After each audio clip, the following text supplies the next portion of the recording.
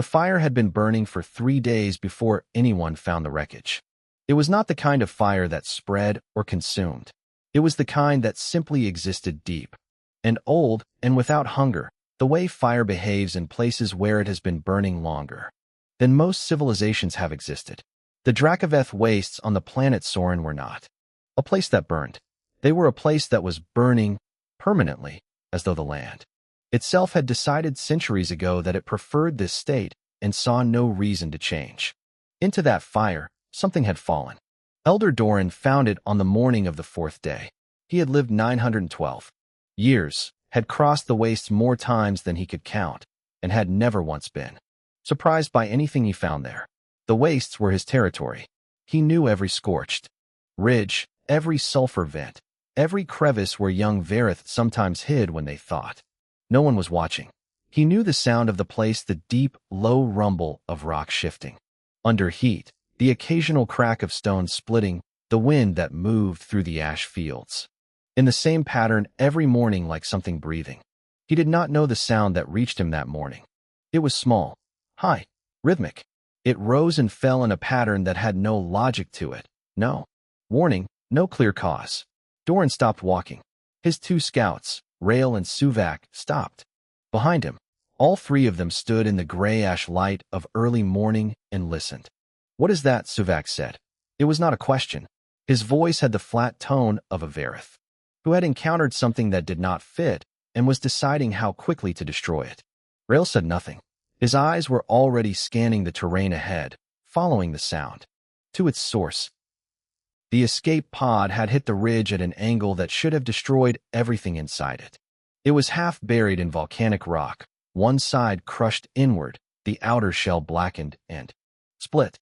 2 humans were visible through the cracked hull. They had not survived the impact. Their bodies were still. The emergency seals on their suits had failed. The heat had done the rest. Doran stood at the edge of the wreckage and looked at it without expression. The sound continued. Rael moved to the opening in the hull before Doran could speak. He pressed his eye to the gap in the melted metal and then went very still. "There is another one," he said. "Impossible," said Suvak. "There is another one," Rael said again. Doran moved forward and looked. The infant was lying in the far corner of the pod's interior. It was wrapped in something. Silver, an emergency thermal blanket, Doran would later learn, and it was completely unharmed. Not singed. Not struggling. Not silent, either. It was doing the thing it had apparently been doing for some time. It was crying. The temperature inside a collapsed pod on the Dragonland wastes was enough to melt certain metals. It was certainly enough to kill a human infant many times over. Doran had no framework for what he was looking at. In 912 years, he had never encountered a gap in his understanding that felt quite like this one, not dangerous, not threatening, just simply wrong in a way that had no explanation. He looked at the infant for a long time. The infant, at some point, looked back. It had pale skin and dark eyes and a face that had gone red from crying. It saw Doran. 9 feet of scaled, fire-hardened dragon kin with eyes like cooling magma, and it did not scream. It did not stop crying immediately, but it looked at him with an expression that, on a creature 900 years older and considerably larger, might have been called assessment. Rael reached one talon through the gap in the hull. Carefully, more carefully than Doran had ever seen Rael do anything. The infant's hand found the talon, small fingers wrapped around one of Rael's claws. The crying stopped. The 3 Varith stood in silence. "We contact the council," Suvak said finally. His voice had recovered its certainty. "This is a human child. It does not belong here. We report the pod. We report the bodies. We hand this over to whoever handles such things in the compact, and we leave." Doran said nothing. "Elder Doran," Suvak said. "I heard you," Doran said. He was still looking at the infant. The council's response, when it came 3 hours later, was exactly what he had expected. Heated, fractured, and ultimately useless. Some wanted to destroy the pod and everything in it and declare it a navigation incident. Some wanted to hand the infant to the Galactic Compact's border services and let it become someone else's concern. A few, very few, suggested that a human child surviving in the fire cradle's peripheral zone was something that perhaps deserved more than a 30-minute debate. The fire cradle was the most sacred ground on Soren. No species other than the Verith had ever set foot there. The idea of a human being found there, alive, was not merely unusual. It was the kind of thing that, depending on how you looked at it, could mean nothing at all or everything imaginable. Doran did not contribute to the debate. When it ended without a decision, he told the council he would handle the matter personally and closed the channel. Rail looked at him. Handle it how? Doran picked up the infant. He cupped it in both hands the way he had seen Verith mothers hold hatchlings, which was, he recognized, a deeply strange instinct to be having right now. The infant did not cry. It grabbed the edge of one of his scales with both hands and held on. I will take it to my hold, Doran said, until the council decides. Suvak made a sound that was close to disbelief. And when will the council decide? When they are ready, Doran said, and began walking. The hold was 2 hours north, carved into the side of a black rock mountain that had not been warm for 6 centuries. Doran walked the whole way in silence. The infant slept for part of it. When it woke, it made small sounds and looked at the sky with something that could only be described as interest. The sky above the Drakoveth wastes was not beautiful. By most standards, it was heavy and sulfur gray and lit from below by the glow of distant vents. It was, to a Verith, simply home. The infant watched it the way something watches a thing it has never seen before, but is not afraid of. That night, in the hold, Doran sat with the infant on the stone floor and tried to determine what, exactly, he was supposed to do next. He had no food the child could eat. He had no knowledge of human infant needs beyond the basic biological data that the compact species registry contained. He had a hold built for one adult Verith and nothing else. He entered the infant's existence into the Verith lineage registry under a temporary notation. He needed a name to do it. He chose one from the old language. Soren. It meant, roughly, small flame that should not be. He told himself the name was a placeholder. He told himself many things that night. Outside, the Drakoveth wastes burned the way they always had, low and permanent, and without mercy. Inside, something that should not have survived slept in the curve of a dragon elder's folded wing, making small sounds, breathing without difficulty, warm in a place that should have been his end. Doran did not sleep. He sat and watched the infant and waited to feel the certainty that this was temporary. It did not come. Nobody told Doran that raising a human infant would be the hardest thing he had done in 9 centuries. Nobody had to. He figured it out on his own on the very first night, when Soren woke at 2 in the morning and cried with a focus and a volume that Doran found, for the first time in his long life, genuinely impressive. He had faced battles. He had sat through council sessions that lasted 6 days. He had once spent 4 months alone on the northern ice shelf waiting for a cross-border dispute to resolve itself. None of that had prepared him for this. He contacted Rail at dawn. Find out what human infants eat, he said. Rail was quiet for a moment. Elder Doran. Find out. It took Rail 11 days to locate a supply of human infant nutrition formula from a border trade station at the outer edge of compact adjacent space. He made the trip quietly. He told no one why he was going. He returned with enough supplies to last 3 months and set them down in Doran's hold without comment. Doran looked at the containers. Then he looked at the infant. Then he looked at Rail. How does it work, he said. Rail showed him. They figured it out together, the two of them, a 900-year-old dragon elder and a Verith scout who had once tracked an enemy across 4 mountain ranges. Puzzling over printed instructions from a species neither of them had ever spent significant time around. Soren ate, finally. He ate with the focused urgency of someone who had strong opinions about meals. Rail watched him and made a sound that was close to respect. Word spread, as it always did among the Verith. By the time Soren was 3 months old, every member of Doran's hold knew about the human infant. The reactions were varied. Some ignored the situation entirely, which was a Verith way of saying they had decided not to have an opinion yet. A few came to look at Soren once, silently, and then left.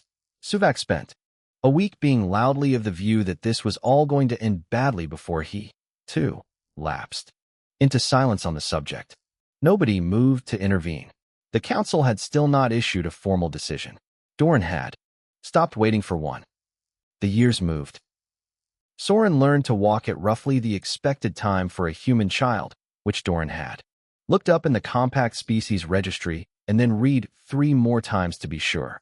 He took his first steps in the main hall of the hold, on volcanic stone that would have burned the feet of most other creatures. It did not seem to bother him. He walked across it in bare feet, with the careful, determined expression of someone who had decided to do this and was going to do it regardless of how many times he fell. He fell many times. He got up every time. Doran watched from across the hall and said nothing. When Soren was almost 3, he found the outer wall of the hold and climbed 3 times in the last 1,000 years, and that each time the outside species had come to. Soren wanting something that belonged to the Vareth, and that after 3 wars the Vareth had decided that distance was simpler than trust. Soren absorbed this. Then he said, "But you kept me." Doran had no answer for that. He did not try to find one. Soren also asked about his parents. Doran told him what there was to tell, that 2 humans had been in a ship that had failed, that they had come down in the wastes, that they had not survived, and that Soren had. He told it plainly, without softening it, the way the Vareth told difficult things. Soren listened with the same stillness he brought to everything, and then was quiet for a while. He never cried about it. He grieved in a way that looked more Vareth than human by going silent, by sitting with it, by eventually returning to the world without drama. Doran noticed this. He did not comment on it. He noted it privately and kept it. When Soren was 5, the Grand Scale Council sent 3 elders to Doran's hold to observe the child and finally make a determination. They arrived expecting to find something fragile and foreign. What they found was a small human boy who met them at the entrance of the hold, greeted them in formal High Vareth with the correct honorific structure for addressing elders, which Doran had not taught him, which he had apparently learned from the lineage texts. Doran kept in the lower hall and then immediately asked the eldest of the 3 why his wing scales were asymmetrical on the left side and whether that created resistance during high-altitude flight. The eldest elder stared at him. Soren waited with genuine interest. The 3 elders spent 2 hours in the hold, asked their questions, made their observations, and left. They did not issue the removal order they had come prepared to deliver. They did not issue any order at all. Doran received no communication from the council for 6 weeks. After that, which, in his experience, meant the council was having a very long argument with itself and had decided not to involve him until it was resolved. It was never formally resolved. The visit stopped. No decision came. The silence stretched out until it became, by default, an answer. Soren stayed. He was 6 when the fire came to the eastern ridge, not the permanent fire of the wastes, but a deliberate one, set by the Croth, the rival clan that had been pressing at Doran's borders for 2 years. They set fire to the ridge as a warning, a message, a statement of presence. It was the kind of move that was meant to frighten without being direct enough to constitute a formal provocation. Soren was on the eastern ridge when it happened. He had gone out early that morning to look for the rock samples he had been collecting, which was a habit he had developed and which nobody had encouraged, but which Doran had stopped discouraging after the 2nd month. When Doran arrived, following the heat signature on his tracking sense, he expected to find the ridge empty and the boy already running. Instead, he found fire on 3 sides, and in the middle of it, Soren standing, not running, with a piece of volcanic rock in each hand. He had found the lava channel that ran under the eastern lip of the ridge and had used the rocks to redirect a small overflow, shifting it to cut off the fire's path along the south side. It had worked the way things work when someone does not stop to ask whether they are allowed to try. Pressed against Soren's legs, unhurt, were 4 young Vareth hatchlings. They had wandered from the fire cradle's outer boundary 2 days before, which happened more often than anyone liked to admit, and had been caught by the fire on the ridge. They were young, enough that their fire resistance had not fully developed. Without intervention, the smoke alone would have been enough. They were standing against a human child's legs like he was the most reliable thing on the ridge, which, in that moment, he had been. Doran stood at the edge of the smoke and looked at all of this. Soren looked up at him. His face was covered in ash. His hands were cut from the rocks. He said, in the flat, matter-of-fact tone of someone reporting an event that had simply needed handling. The small ones needed help. Doran said nothing for a long time. Then he said, "Come down from the ridge." He submitted the formal paperwork that evening. It was not a long document. The Verith lineage registry did not require lengthy explanations, it required accurate information. Doran filled in every field. Soren's name, his origin, his age, the section asking for species was one. Doran paused at the longest. He looked at it for several minutes. Then he wrote what was accurate. Human, ward of the fire cradle. Acknowledged. It was the first time in the registry's 3,000-year history that anything other than Verith appeared in that column. Rail found out about it 2 days later and said nothing. He simply came to the hold that evening, sat down in the main hall across from Soren, and spent 2 hours teaching him the proper Verith grip for a hunting claw which Soren did not have, so they modified the technique until it worked with human hands. Suvak found out a week later. He stood in the doorway of the hold for a moment, looked at Soren sitting at the stone table practicing high Verith script, and then sat down without a word and corrected the third letter, which Soren had been drawing slightly wrong. Outside, the wastes burned. The hatchlings, returned to the fire cradle, were reportedly telling anyone who would listen about the small one on the ridge who had moved the fire. The story spread the way stories spread among the Verith slowly through the old channels, with additions and corrections debated at length until what remained was the part everyone agreed was true. The part everyone agreed on was this. There was a human child in the fire cradle. He had walked into the fire, and the fire had not touched him, and he had brought the small ones out. Nobody had an explanation for it. Most of them, quietly, had stopped looking for one. The rule existed. Doran had checked. He had checked 3 times, over 3 separate evenings, reading through the old Verith law texts with the specific hope of finding the line that said, "No, this cannot be allowed," so that he could deliver the news to Soren and be done with it. He did not find that line. The right of standing had been written for the Verith, by the Verith, over 2,000 years ago. It described the trial, the conditions, the methods of assessment. What it did not do, what the writers had apparently never felt any need to do, was specify that the participant had to be Verith. It had simply never occurred to anyone that something else would ask. Soren asked. He was 16, and he had made up his mind, and he presented his request to Doran in the formal style of the old language, using the correct petition structure, with the appropriate preliminary phrases, as if this were a normal request, and not the kind of thing that made Doran sit very still for a long time. "You want to undergo the rite of standing?" Doran said. "Yes," said Soren. "You understand what it involves. 7 days in the deep wastes. No food, no tools, no shelter. A designated Verith challenger, who will hunt me for the duration. At the end, if I am still standing, the rite is complete." He paused. "I know what it involves." Doran looked at him, at the human boy he had carried from a wrecked pod a decade and a half ago, who now stood straight and calm on the stone floor of the hold and spoke high Verith the way it was meant to be spoken. He thought about the 40-foot wall. He thought about the ridge. "The council will not like this," Doran said. "The council cannot find a rule against it," Soren said. "I checked." Doran almost said, "So did I?" He did not. "I will contact them," he said instead. The council's reaction was, as expected, loud. The debate took 4 days. Arguments were made that the right was not intended for outsiders. Counter-arguments noted that intention was not the same as law. Someone proposed creating a new rule. Someone else pointed out that creating rules specifically to exclude one individual was not something the lineage texts supported. In the end, the same silence that had settled over the question of Soren's presence settled over this one too. No one issued a prohibition. The absence of a no became, slowly, a yes. The challenger assigned to Soren was a young Verith warrior named Breck.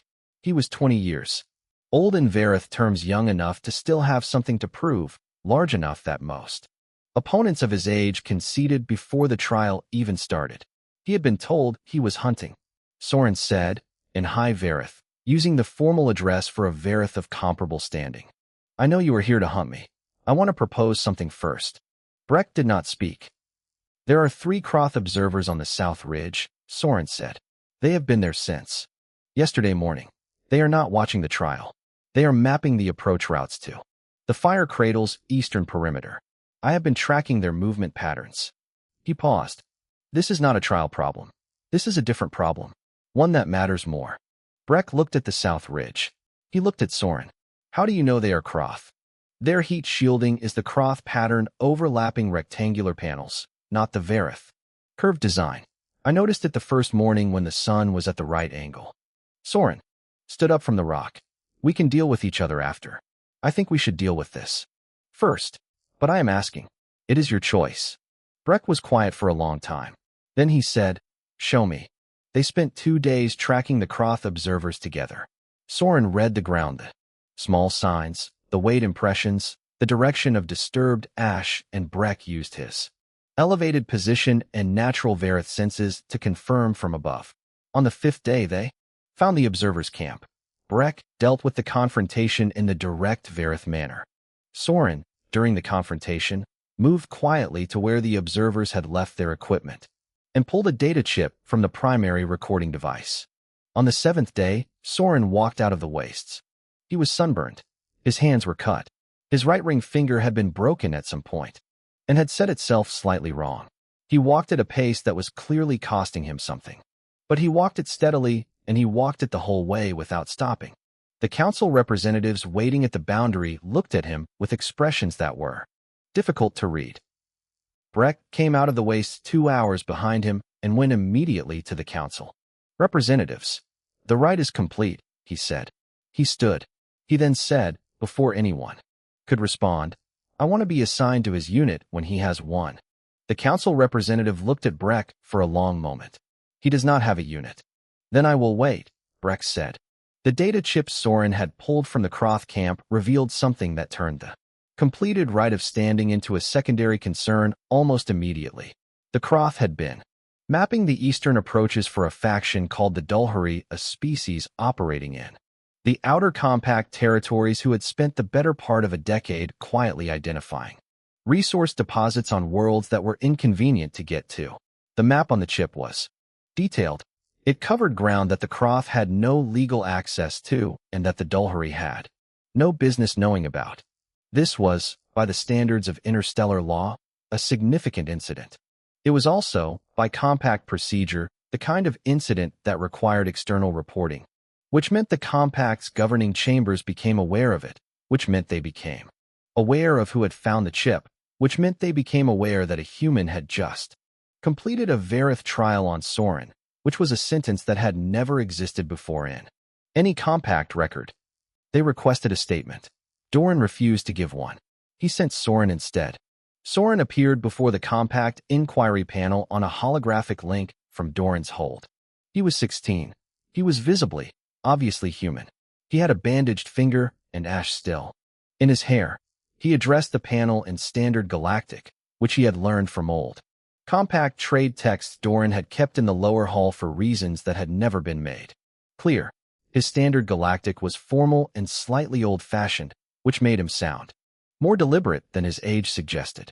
The compact's Varith liaison, a Varith named Vasher, who had been working with the compact for 30 years and who, in Soren's assessment, had picked up a number of small but consistent grammatical errors from spending too much time around non-Varith speakers, attempted to speak over Soren twice during the session. The second time, Soren switched to high Varith and corrected him in front of the full panel on the specific honorific he had misapplied and why the misapplication changed the meaning of his sentence from an inquiry to an accusation. The chamber was very quiet for a moment. Then the session continued. Soren returned to Soren that evening. Doran met him on the ridge at the edge of the hold territory, and they walked back together without speaking, the way they usually moved after the days where things had happened that needed time before words. When they reached the hold, Doran said, "You corrected Vasher's grammar." "He was wrong," Soren said. Doran was quiet for a moment. Then he made a sound. It was low and rough and came from somewhere in the chest that sounds in the Varith were not usually generated from. No Verith linguist had ever formally classified it as laughter, mostly because no linguist had thought to look for it in a Verith who had never had cause to use it before. Soren looked at him. Doran looked back. His expression was what it always was, still, controlled, giving nothing, a way that he had not decided to give. But the sound had been real. Go inside, Doran said. Rail has food. Soren went inside. Doran stood on the ridge for a while longer, looking out at the wastes, in the way he sometimes did when he was thinking about something he had not finished thinking about yet. Across the compact, in chambers and stations and transit hubs, the name of a 16-year-old human from Soren was being passed from one record to the next. Some of it was curiosity. Some of it was concern. Some of it was the specific kind of attention that powerful interests pay to things that do not behave the way they expected. None of it had reached the hold yet. Doran watched the horizon and let the night come in. 8 years after the Rite of Standing, there were 17 new names in the Verith lineage registry. They had been added in a single entry under the heading reserved for those lost to external action, a section of the registry that had not been updated in over 4 decades, because the last 4 decades had been, by Verith standards, quiet. The Dulhuri had made sure those 4 decades ended. They called it navigational error. 3 freight vessels on registered compact transit routes, carrying mining equipment to an outer colony, had experienced what the official report described as simultaneous guidance failures that had brought them into the outer settlement zone of Verith held space. The resulting collisions with 2 outer settlements and 1 transport hub had been, according to the Dulhuri report filed with the compact within 6 hours of the events, deeply regrettable. They offered to cover repair costs. They expressed condolences. They used all the correct language in all the correct places. 17 Verith were dead. 2 of them were hatchlings. The Dulhuri report referred to them as casualties of a technical incident. The Verith Elder Council had not been unanimous on much in the last 40 years. On this, they were unanimous for approximately 2 days before the fracture lines reappeared. Half the council wanted immediate military response. The other half argued that striking before the compact had ruled on the incident would hand the Dulhuri a legal shield that would take decades to dismantle. The two halves had been shouting at each other in the measured, formal tones of very old beings who considered shouting beneath them but were not currently managing to avoid it, for 4 more days when Soren came to Doran with a flat sheet of rendered data. He was 24. He had spent the past 8 years being, officially, nothing in particular, no rank, no title, no formal role within the Verith structure. What he had was Doran's ear, Breck's complete loyalty, and a very precise habit of paying attention to things that other people looked at and decided were background noise. These are the registered flight paths, he said, setting the sheet on the stone table. Between them, these are the paths the 3 vessels actually took. I pulled both from the compact's public transit log. They file all commercial route data within 48 hours of completion. It has been open access for the last 60 years. He pointed to 2 lines on the sheet. The registered paths went nowhere near Verith space. The actual paths required 7 distinct navigational adjustments to reach the point of impact. 7. Each adjustment was logged by the compact beacon network. 7 logging events, each one moving the vessel specifically toward Verith held space. Doran looked at the sheet. He said nothing for a moment. Then he said, "This was deliberate. I believe 7 consecutive course corrections with a single destination can support that." Conclusion: yes, Soren said. More importantly, I believe the compact's own navigation review board will support that conclusion if someone submits the comparison to them before the Dulhuri's legal team moves to seal the incident record. Doran looked at him. You want to go to the compact? I want to submit the data to the compact before the Dulhuri have the investigation classified as an internal technical review, at which point the data becomes much harder to access and the conclusion becomes much harder to enforce. He paused. I want to do it today. The submission went through that afternoon. The compact's navigation review board opened a formal investigation within 24 hours. Under compact law, an active formal Investigation froze all related military movement by the parties involved until the board issued a preliminary finding. The Dulhuri's second strike window, which Soren had identified from their fleet positioning data, also public, also sitting in open compact records for anyone who was looking closed without the strike happening. The Dulhuri legal team spent 3 days trying to get the investigation reclassified. They did not succeed. This bought time, but it did not stop the Varith Council from pulling itself apart. The internal fracture had been building before the strikes. The strikes had made it worse. Doran could hold his own faction in place, but 2 other factions were moving toward unilateral military action that would invalidate everything Soren's data submission had bought. Soren went to the council. He did not ask for the floor. He requested it, formally, under the provision of the old law that allowed a registered member of the Fire Cradles Protectorate, any registered member, regardless of species, to address the council in times of external threat. This provision had not been used in over 400 years and had never been used by a non-Varith, but it existed, and the council could read the law, as well as Soren could. They gave him the floor. He stood in front of 12 Varith elders, the oldest of whom had been alive when the provision he was invoking was last used. He was human, and young by any scale in the room, and he spoke in High Varith with the precision and formality the chamber required. He invoked the right of unified flame. It was an ancient doctrine old enough that 2 of the 12 elders had to access the deep lineage records to confirm its terms on the spot. It required that all Varith stand as one when the Fire Cradle's protectorate territory was under active external threat. The outer settlements that had been struck fell under the protectorate boundary established 300 years ago and had never been formally reclassified. Every elder in the chamber knew this. Not one of them had moved to use it. A human had pulled it from the lineage records, read the protectorate boundary maps, matched the settlement coordinates against them, and walked into the council chamber with it. The chamber was silent for a long time.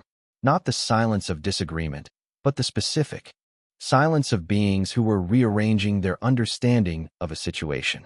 The unified flame doctrine did not require them to agree on strategy. It required them to stop fracturing while the external threat was active. It was a pause, legally enforced, long enough to think. While the council was pausing, Soren did the third thing. He had found the other species quietly. It had taken him 4 months of careful communication. Through indirect channels, careful because he was operating without formal authority, and the last thing he needed was to give anyone grounds to dismiss what he was doing as an unauthorized political action. He found 3 species, the Terran, the Uval, and the Mekris, all of whom had outstanding compact complaints against Dulhuri territorial incursion that had been sitting unresolved for years. Individually, their complaints were small enough that the compact's dispute resolution queue had been moving them toward the back. Together, stacked behind the formal navigation investigation, they became a pattern that the compact's enforcement division could not ignore. Soren connected them. He helped them format the joint filing. He stayed out of the filing itself. His name appeared nowhere in it because the filing was theirs, and because his name appearing in it would have shifted the conversation to him rather than to them. The Dulhuri, facing a frozen military posture, an active compact navigation investigation, and a joint multi-species complaint that had just elevated their file to the enforcement division, sat still. Their military commander filed an internal assessment. He described the situation as one in which a single anomalous individual had, without any formal authority or apparent institutional support, used open public data to build a legal case that 3 compact law teams had not managed to construct in 4 years of trying. He assessed the individual as unpredictable. He assessed him as the kind of threat that was difficult to counter. Because his methods were entirely legal, he recommended that the Dulhuri not move again until the individual's position was better understood. The report was classified at the highest level the Dulhuri maintained. Soren read it 11 days later. He did not say how he obtained it. When Breck asked, Soren said simply that classified documents tended to pass through multiple hands before they were fully secured, and that people handling things they considered unimportant were often less careful than people handling things they considered dangerous. Breck processed this. They thought a 24-year-old human was not dangerous, he said. They thought a 24-year-old human was not threatening, Soren said. There is a difference. I was not trying to threaten anyone. I was trying to solve the problem. Breck considered this for a while. It was the kind of distinction that took a moment to sit with. Then he said, "It worked." "It bought time," Soren said. "Time is what we needed." The council session that followed was the longest Doran could remember sitting through in 2 centuries. At the end of it, the vote was taken. The title of Flame Speaker had not been filled since its last holder died 400 years ago. The role existed for exactly this, a voice for the whole Varith people in times when the outside world required a single clear point of response. Doran cast his vote last. No one asked him afterward why he had voted the way he had. Among the Varith, asking a council elder to explain a vote was considered a statement that you did not trust their judgment, which was a statement with significant consequences. So no one asked. But Rael, who had been there from the beginning, from the wrecked pod and the gray morning, and the infant who had grabbed his talon, sat with Doran that evening on the ridge and said nothing for a long time. Finally Rael said, "You knew what he would become." Doran looked at the wastes. "I did not know anything," he said. "I simply did not stop him from becoming it." Rael was quiet for a moment. Then he said, "I think that is the same thing." Doran did not argue. The wind came off the wastes, warm and sulfur-heavy, the same wind that had been blowing across this ridge for as long as he could remember. Below, in the hold, the new flame speaker was probably reading something. Doran sat on the ridge and listened to the wind and felt, somewhere in the deep old part of him that rarely said anything directly, something close to peace.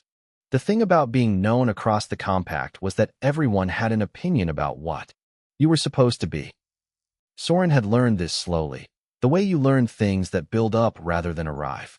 All at once, in the 7 years since the Dulhuri crisis, his name had moved through compact space the way names do when they have attached themselves to events that people are still trying to understand. He was 31. He had a formal title. He had no military rank, no government backing, no institutional structure behind him except the Varith, who were not an institution so much as a very old, very large, very fire-capable fact of the universe.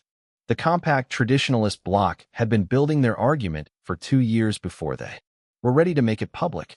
The argument was procedurally careful, which meant it had been written by people who understood that the weakest version of it could be picked apart. So they had built the strongest version they could find.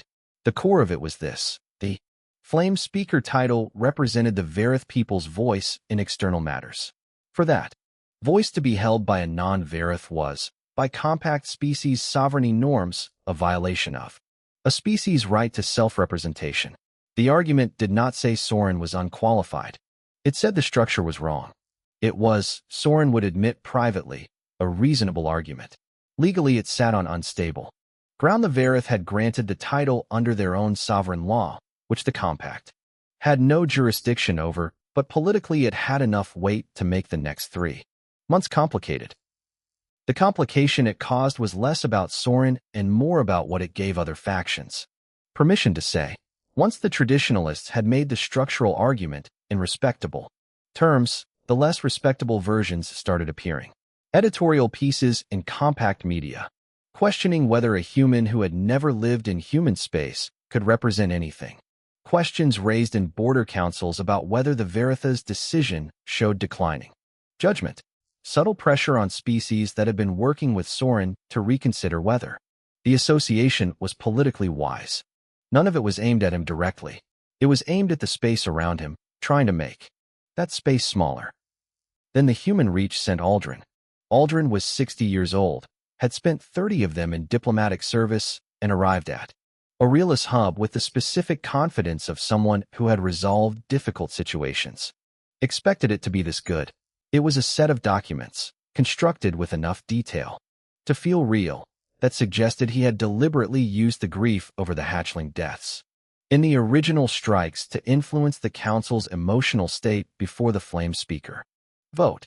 The documents included internal Dulhuri analysis, which was real, describing the hatchling deaths as the deciding factor in the council's mood shift, and then wrapped false documentation around that real analysis to imply that Soren had calculated this and used it intentionally. The real analysis was accurate. The implication around it was entirely invented. One elder on the Grand Scale Council, Vorin, received the documents through a channel he trusted. Vorin was not easily fooled. He was, however, old enough and careful enough to know that serious allegations deserved serious examination before they were dismissed. He raised the question publicly, in the council chamber, in the formal manner that such questions required. The chamber went still. For a Varith to question the integrity of a registered fire cradle ward in open session was not a small thing. It was not an insult, either. It was the Varith doing what the Varith did, demanding that things be true, not just credible. Soren, informed of the session within the hour, sent one message to the council. He requested a formal truth trial. He submitted everything he had, every communication, every record, every private log from the past 7 years. He did not ask for time to review what he was submitting. He submitted it immediately, before anyone had asked. The 7 eldest Varith who sat on the truth trial panel had, between them, lived for over 8,000 years. They were considered, by the Varith, to be essentially incapable of being deceived on questions of intent, because they had been reading intent in other beings for longer than most civilizations had existed. The trial took 11 days. Soren waited in a room near the council chamber. Breck waited with him. They did not talk much. Breck was not a person who filled silence for the sake of it, and Soren had learned long ago that silence was not empty. On the 3rd day, Breck brought food, and they ate without talking. On the 7th day, Soren read. On the 9th day, he slept for a long time. On the 11th day, the panel issued their ruling. It was one sentence in Old High Varith. It translated as, "This one does not deceive. He simply sees more than others expect him to." Vorin appeared before the full council the next morning and formally withdrew the question. The documents were traced. The fabrication was exposed to the compact. The Dulharies information operation became itself a case in the enforcement division, stacked under everything else that was already there. Vorin requested a private meeting with Soren afterward. He said, "I raised the question because the evidence was presented to me in a way I could not ignore." "I know," Soren said. "You do not hold it against me. You asked for a trial when you were uncertain," Soren said. "That is the correct thing to do. I would rather you ask than decide without asking." Vorin looked at him for a long moment. Then he said, in a tone that carried something older than the conversation they had been having, "You are a strange thing, Soren." "I have been told," Soren said. After everything had settled, after the ruling, after Vorin's withdrawal, after the compact filing, Soren was taken to a meeting room on Aurelius Hub by the eldest member of the Truth Trial panel, a Varith named Goth who had lived for 1,400 years and had not left Soren in over 3 centuries until this proceeding had required it. Goth sat down across from him and said nothing for a while, which with a 1,400-year-old Varith meant something different than silence usually meant. It was not absence. It was consideration. Then Goth said, "Are you lonely?" Soren was not expecting the question. He did not answer immediately. He thought about it, the way he had been taught to think about things that deserved a real answer, which meant he did not reach for the first response that came, but for the one that was true. "Sometimes," he said. Goth nodded slowly. "Good," he said. "That means you are still paying attention." Soren looked at him. "To what?" "To the fact that you are somewhere between things," Goth said. "Not Varith. Not quite the human you would have been. Something that has not existed before. If you stopped noticing that, you would stop being useful, and you would stop being honest." He left after that. No further explanation. 1,400 years apparently did not encourage over-explaining. That evening, Soren stood on the observation deck of Aurelius Hub. The station's outer panels were transparent from the inside, looking out into the drift of stars and the dark between them. Breck was beside him, enormous, scaled, completely indifferent to the stares of the other species on the station, who had been staring at the sight of a Varith warrior on an open access level since his arrival. They stood there for a while without speaking. Then Breck said, "The hatchlings at the fire cradle have started calling you uncle." Soren turned to look at him. Breck's expression was what it always was, direct, unhurried, without performance. Rail. Mentioned it, he said. The new ones. The ones born after the Dulhuri crisis. They know. Your name. They ask when you are coming back. Soren looked back out at the stars. He did not say anything for a moment. Then he laughed. It was sudden and unguarded and completely human, and it was the most human sound he had. Made in months, and it came out of him before he could decide how to feel about it. It just came, the way things come when something catches you off guard and reaches past whatever you have built around yourself and touches something that was always there. Breck watched him laugh and said nothing. He did not need to. Outside, the stars moved at the pace stars always move, which is to say they did not, by any human or Verith measure of time, move at all. But the station turned slowly in its orbit, and the view shifted, and after a while the arm of the galaxy came into the frame of the observation panel, and it was, whatever else could be said about the day, very large, and very old and still there. Soren stopped laughing eventually. He was still smiling. When are we going back? Breck said. Soon, Soren said. Breck nodded once. Good, he said. The hatchlings are relentless. 3 weeks before everything happened, Soren sent a report to the Compact's military advisory committee. It was detailed. It was sourced. It used the same public transit data, the same beacon logs, the same open supply chain records that he had been using for years. It described, in clear terms, a Dulhuri fleet repositioning pattern that matched no known commercial or exploratory movement profile and aligned precisely with the approach vectors towards Soren's outer system. He concluded that the Dulhuri hardline faction, which had split from the moderates 8 months ago following internal political collapse, was preparing a direct military strike against the Fire Cradle. The committee reviewed the report for 6 days. They brought in 3 analysts.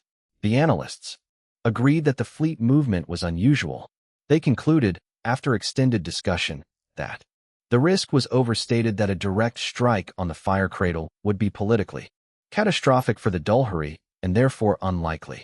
They sent a diplomatic note to the Dulhuri expressing concern and requesting clarification. The Dulhuri responded promptly, professionally, and with appropriate language. They said the fleet movement was a training exercise. The committee accepted this and moved on. Soren read the committee's decision and set it aside. He had sent the report because sending it was the right thing to do, and because if the committee had acted on it, the problem would have been simpler. They had not acted on it.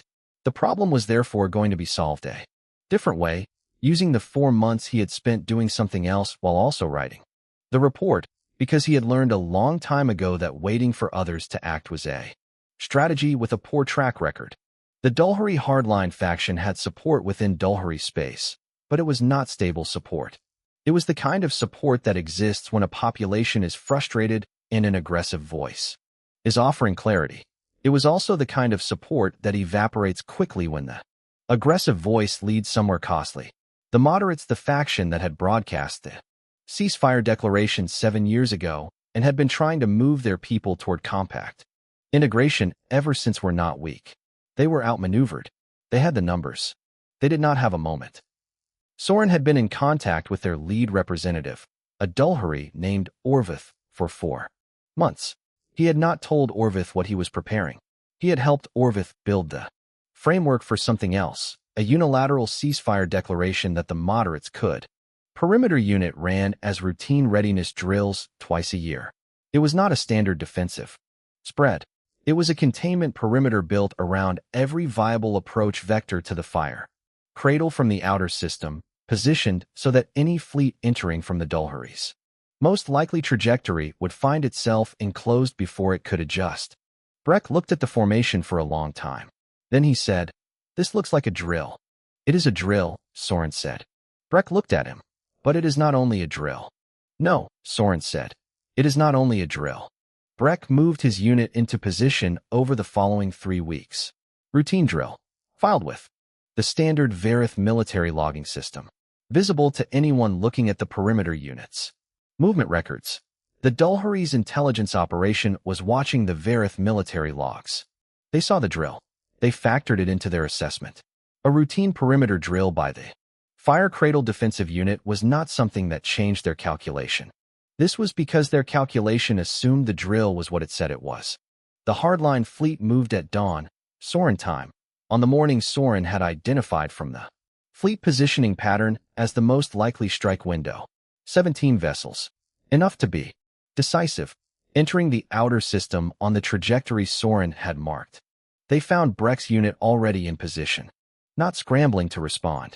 Already there. The fleet commander's assessment took 4 minutes.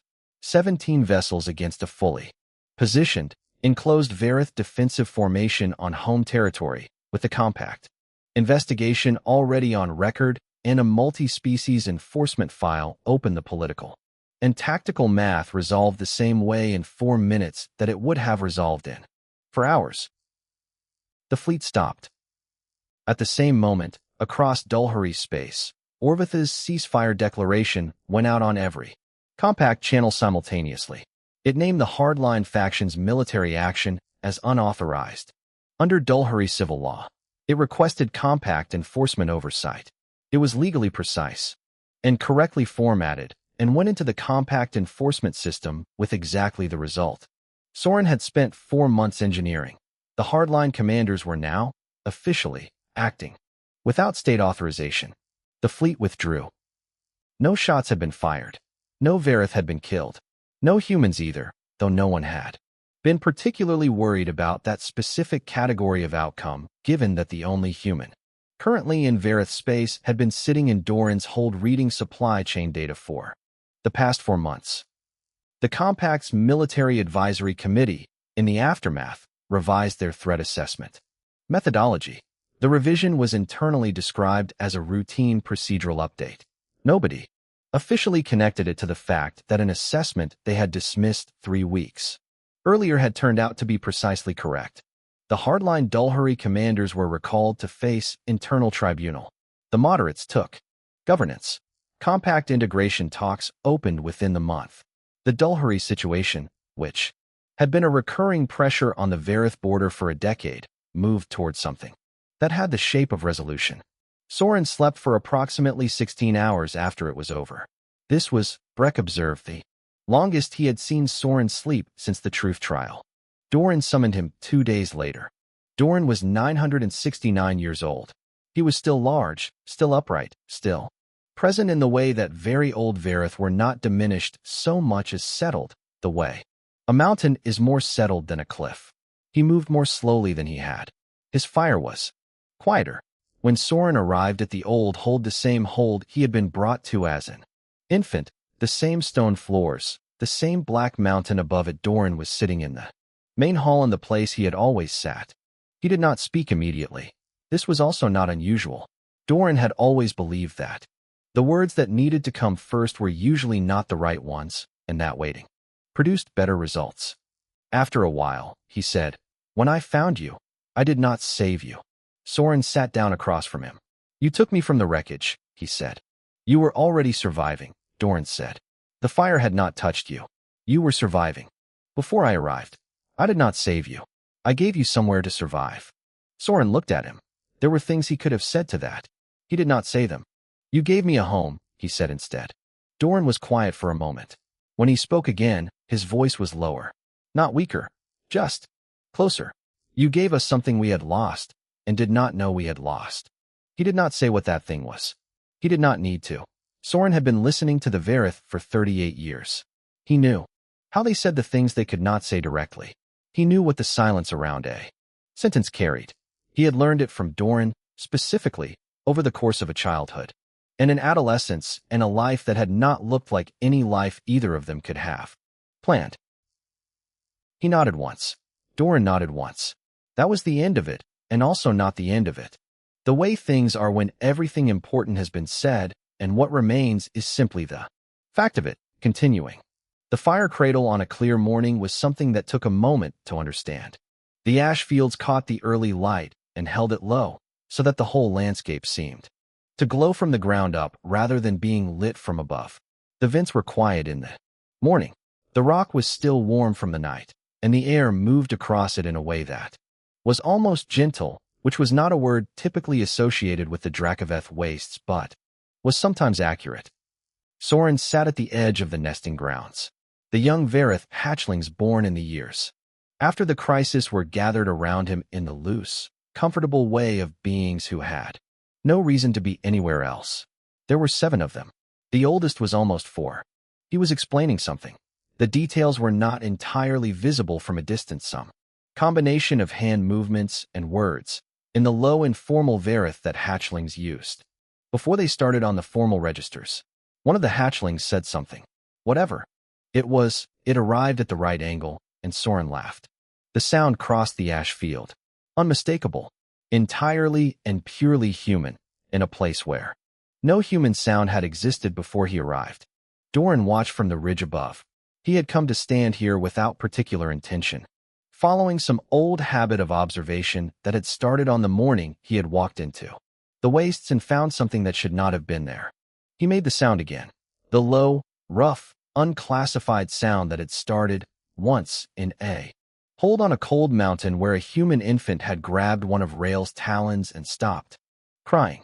The sound that the Varith linguist still had no formal category for, because it had not existed in the Varith register until something small and unlikely and completely unintended had arrived in the fire cradle and refused, in the most fundamental possible way, to stop being itself. Below, one of the hatchlings had climbed onto Soren's back. Another was trying to. Soren was negotiating this with the specific patience of someone who had learned patience from beings who measured it in centuries. Doran stood on the ridge and watched the morning come in. They had found a crying baby in the fire. The fire had not touched him. And in the end, if you asked who had raised whom, the old dragon and the small human, the Varith world and the thing it had taken in without knowing what it was doing, the answer was not simple. It was the kind of answer that required understanding that some things do not go one direction. That fire can warm as well as burn. That a home made by accident is still a home. That the smallest, most unlikely flame is sometimes the one that does not go out. The hatchlings argued over who got to sit closest. Soren arbitrated with great seriousness. The morning moved across the waste the way it always had. Doran watched until he was sure everything was all right. Then he went inside and started on the next 900 years.